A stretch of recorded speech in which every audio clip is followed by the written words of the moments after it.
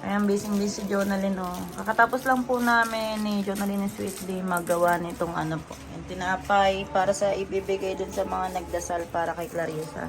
Diba, Sweetly, hinintay lang po namin matapos. Please, Dabe.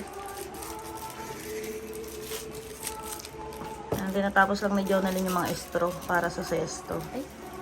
Tapos mamaya, Sweetly, ha, tulungan mo si Ate Jonalyn mo mamigay kayo doon sa mga nagdasal.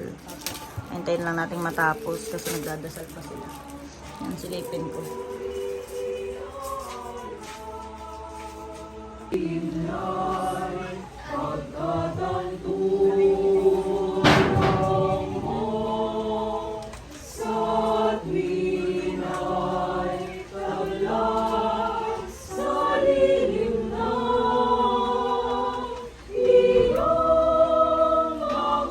Ayan, tapos na daw magdasal, be. Tara na, at ibigay nyo na yan doon. Pamigay nyo doon sa mga nagdasal. Ayan, si Sweetly at si Jonalyn.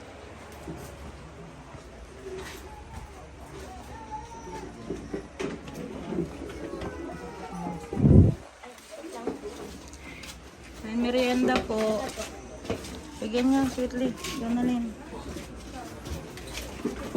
Ayan, may pamerienda tayo na tinapay tsaka sesto.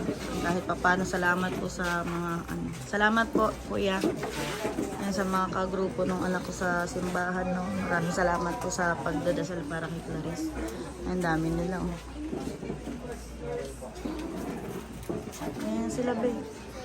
Asan yung kay Sweetly?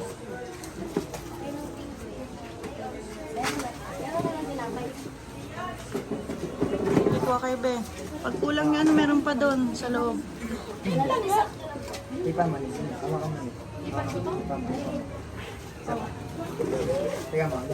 pa sa...